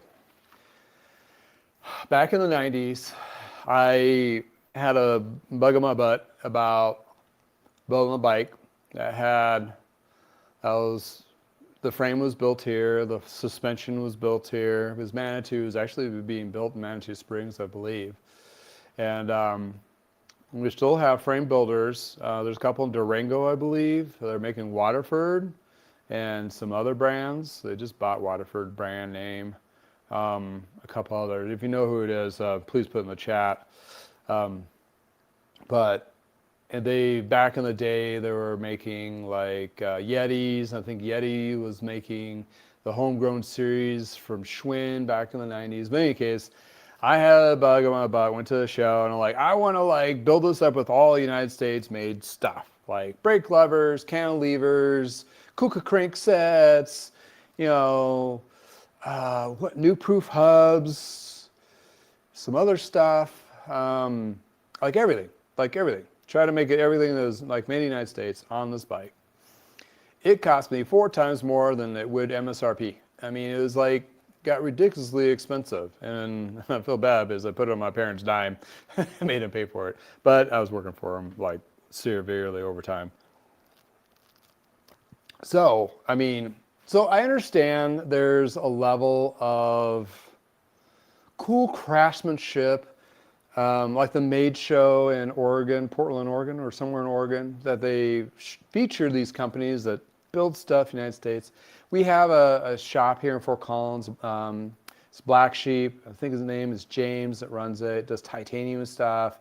He'll do modifications to titanium bike. He also has his own bike frames that he builds. He's probably a kook titanium guy, that kind of thing, building up stuff. Then you got various other product manufacturers out there making, besides just frames, there's several companies that make their own bags for backpacking and commuting and all sorts of stuff, right? So, and after that experience, it really came down to not necessarily it had to be made in the United States, but sometimes, we don't make the best stuff. It's, some of the Kuka cranks didn't, they broke. Some of the other brands out there didn't, over time didn't do well or fell apart or whatever. And they may have learned, did not go out of business, that kind of thing. And then, but that, I learned a value, respect for that particular brand's trying to do that. But it really came down to having the best company making the best product that would be best for my customer or for myself when I ride. That's where that's what it boiled down to, as much as we could. But that being said, you learn those craftsmanship things and so forth. But I wanted to feature a product, and this is a company that just reached out. I know they were here. Heard of them, ish. And there's like, if you go to a bike show back in the 90s, there's like 4 days worth of walking through aisles of all these little things. Well, they don't have shows like this anymore. And you'll see it or hear it or what have you. But this was a cool thing, a cool experience, cool owner, and they're local to me, the Fort Collins, Colorado. And it's a company called Widefoot, and you may not even heard the name, you may not even seen the logo. They gave me some stickers, kind of cool little stickers, kind of like your, Colorado Boulder vibe, Fort Collins vibe kind of thing, little Yeti on a bike, Widefoot. So the owner of this company was going to college and good 10 years ago or so, and they're still popular today. These things, Nalgene bottles. Every kid had them. They still have them. It's still a thing. And this one's actually from Kokoraz, which is a atmospheric science rain gauge and hail and snow network. Science plug for those science geeks out there. It's not about the bottle. This is a promotional piece. But it's rain gauges. We have one in the back. And it's Kokoraz. It's like .org or something like that. Maybe I'll put a link down below. But anyway, everybody had these Nalgene bottles, right? And they put a little sippy thing somewhere. Okay, these are a bitch to use while riding, honestly, right? I mean, you're going to want something that sprays you in the face while you're riding, right? But if you're a college kid and you need to carry this around campus and you don't want to put this on your pack because you have all sorts of other junk in your pack and so forth. So this kid decided to come up with a bike cage and the hold of this Nalgene bottle. Lo and behold, a bike cage that holds a Nalgene bottle. So when he graduated, he built one of these.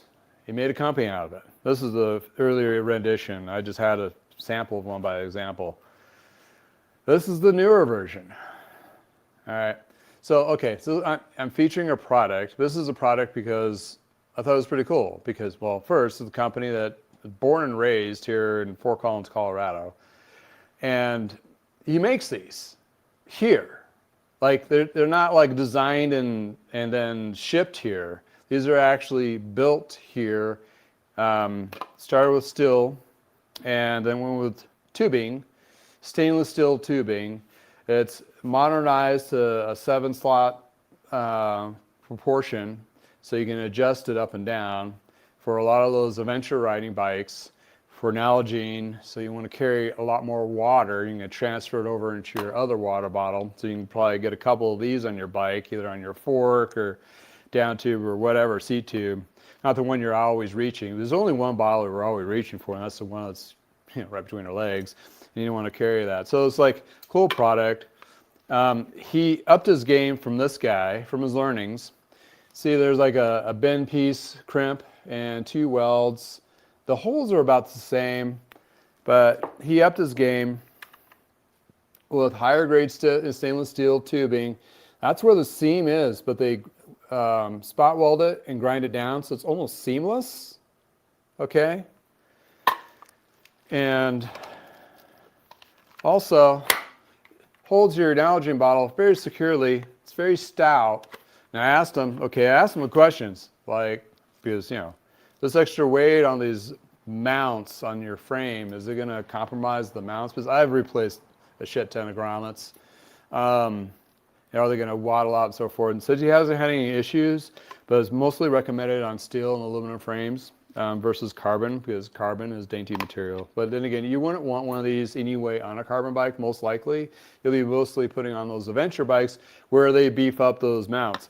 And a lot of times they'll have a 3-bolt, which this is designed to do as well, to hold either that or various other backpacking, bike packing products, right? So StoutCage, so he dropped this off and he was like going over and it's like, the welds are amazing. It's all done here.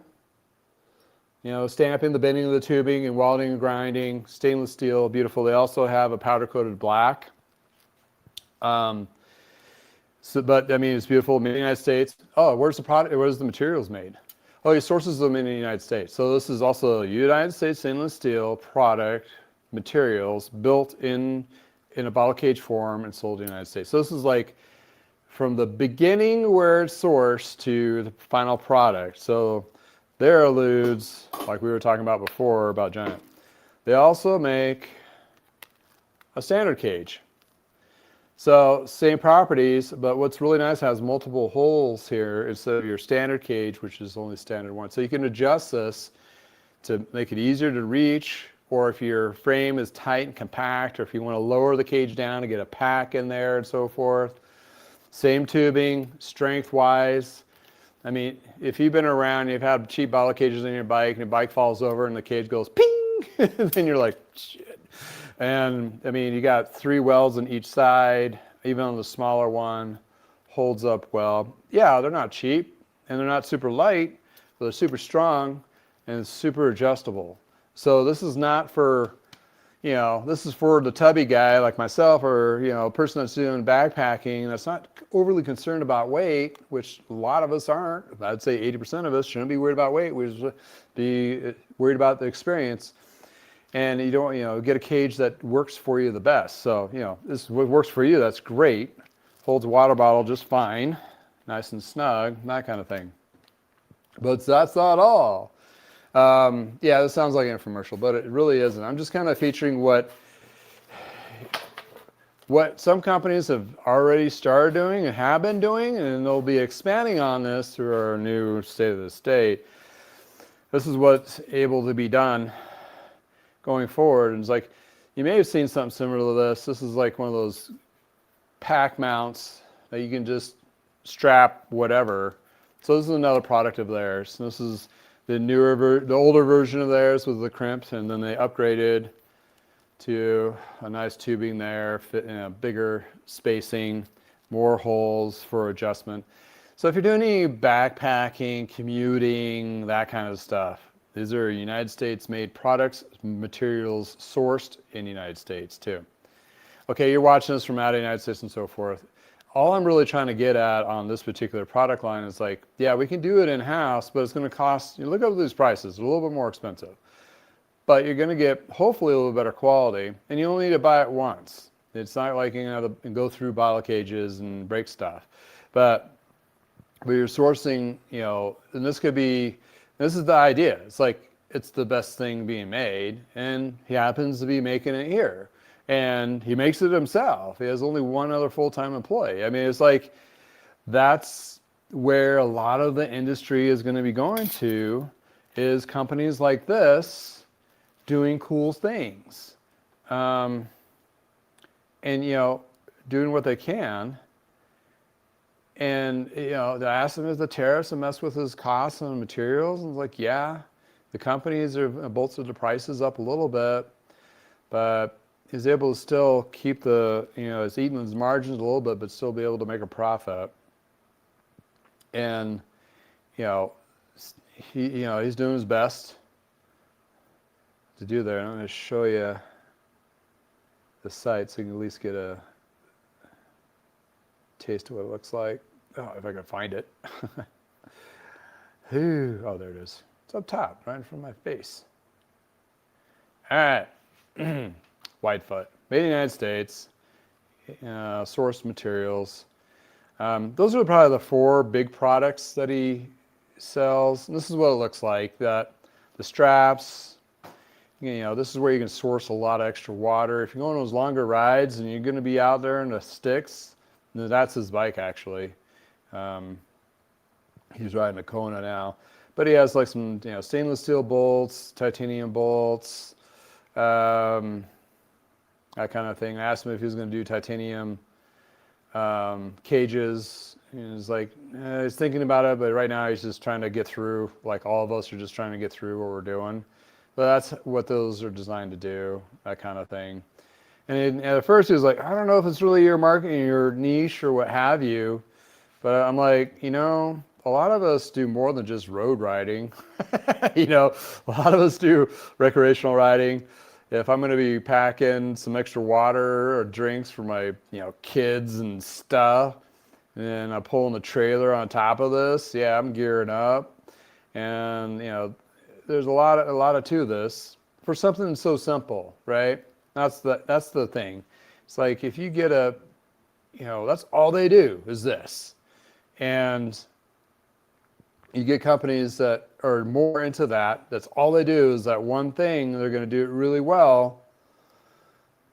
Yeah, that's the product you want to invest in. And you're in this particular company, it's a local company, a guy doing his thing, and he saw a need and he's expanded on it. And I asked him if there's anything new in the pipeline coming out. It's like, not right now, due to the fact everything's just so weird. That he's just trying to do what he does with what he has. So therefore, maybe we need all to be a little more mindful of what we buy from who and what products. And I've always kind of been that way-ish to some level. But, you know, and it's a hard thing to ask to they do it on everything. I mean, it's just almost impossible. But, you know, for the bigger ticket items, you know, certain things, when you have time, you know, vet it. You can like bolster small companies like this. You know, Widefoot, pretty cool. They're out of Fort Collins. And there's several other companies, you know, like that. There are Waffles, another one that does the little waffle things. They're out of Boulder. Think Naked Nutrition, Nude Nutrition, I don't know, something like that. Some Boulder too. Scratch Labs, they're in Boulder, you know, that kind of thing. I'm not sure if they build it and make everything there or not. But, you know, it's like those kinds of things, if you just think about it for just a hot second, look it up, you might find some products that actually fit your style a little bit better, what have you, needless to say. But, I mean, I've seen crumpled up bottle cages. These, I mean, when you talked about it and how passionate he was about it, I was like, that's pretty cool, you know. And man, I mean, they're solid. So, yeah, I mean, if you look for products like that, they're going to last. And I see as in the gravel style, you know, the real gravel commuter, individual, it's more not necessarily weight, it's more, you know, durability, it's more ruggedness, it's more like that Jeep perspective, you know. I want something that's going to last and hold up. I don't want to buy all the cages, I'm going to buy one and it's going to last and forever. Hey Scott, thanks for joining. His nice pewter stainless steel cages look great on your Lightspeed. Might weigh you down a little bit though, so you know. Just kidding. Yeah. Any case, good talk. Thanks for everybody for jumping in. Thanks for letting me feature and show you a stainless steel product that carries Nalgene bottles, and also featuring the Kokoraz science bottle. You know, we still do get rain, hail, and snow, regardless what the government might say. Weather is still there, regardless. Sorry, I didn't want to go there. But in any case, yeah, but as you look at his first iterations, the welds have vastly improved, and quality is huge. So that's what you're looking at. You know, we're all trying to improve and get better at what we're doing in our craft and so forth. But in any case, that's where we're at. Well, yeah, my hour's up. Time to do lunch and try to go over this cold. Thanks again for hanging out with me. If you're watching this on the replay, sorry for all the ads, but that's just how it is. If you want to watch this without ad-free, with just only my own personal plugs, you want to be here on Tuesday at 10 o'clock. First part of the show is basically my opinion piece of the local cycling news, and the second is a Q&A from customers, community people, insights, and so forth. So hopefully you enjoyed the experience. And if it's Tuesday in your neck of woods, please stop on by and say hi. Thanks again for all those who support my channel, and those who jumped in the chat, and give you a shout out. Scott, I know you're a little late, but he's a local customer of mine, has an awesome Lightspeed. Brad, thank you for replying about the one buys. Yeah, sales and service, appreciate your insights from coming from a bike shop. Heliodoro, man, I'm sorry, I butchered it. Hopefully you got some insights of what to look for and some new or used. And Joe, brother from up north, hope you're enjoying a nice fall season up there. And he makes paddles for, I think, kayaking and canoeing and stuff. Check out his channel. He's a fun kook to watch. I mean, yeah, he's raw. It's real. I mean, it's just a normal guy, you know, but pretty cool stuff. Going through other ones here. Mark, Elliot. Oh, yeah, the GPA's bike shop. I think you're out east. Yeah, thanks for chiming in. You're a small shop doing your thing. So, yeah, we got, you know, avid riders and bike shops alike. And again, thanks for hanging out, and if you're listening on the replay, hopefully you got some insights and so forth. If you have any insights you want to share and so forth, please put it in the comments below. And hope you guys have a wonderful week. I hope all the news topics and so forth don't scare the hell out of you. Just get out and ride, Try to get out of your head for a little bit. Enjoy the nice weather while we're having it. And hey, tomorrow is October. My goodness, time is flying. So yeah, it's fall's in the air. If you can get some cool rides and see some fall foliage, and you're in our hemisphere anyway. I think you're down south, Australia, New Zealand peeps. Your season's in South America. Your season's about ready to start up, if not already. So look forward to seeing your stuff pop up here soon as well. And again, thanks for hanging out with me. And again, if it's Tuesday, it's Shop Talk Tuesday. From the garage, it's nice in your neck of woods. Please go for a ride. I got something else in here, something weird. Yeah, there we go. Is my bike okay? I wear that shirt. I can tell you how many people have said, that is a great shirt. And they know somebody that got hurt, and that's what they were asking when they got out of the hospital. Oh, stuff on stuff on stuff. Got a fancy Roubaix. I got 2 fancy Specializes to work on this week. Roubaix and this Ruby. This Ruby's seen better days, though. It's seen better days. Better days indeed.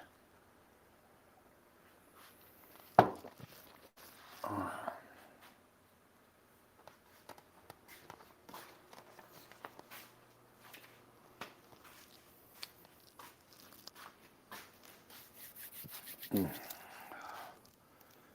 gotta do some cleaning. My goodness.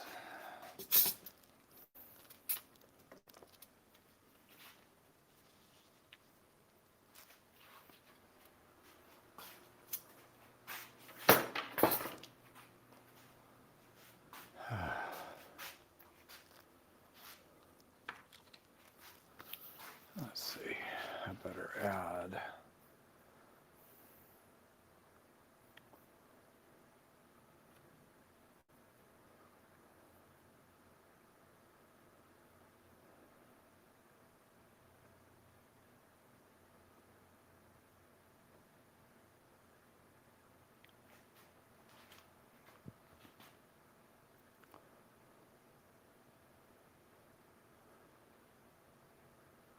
Yeah, I'll do that. Sweet.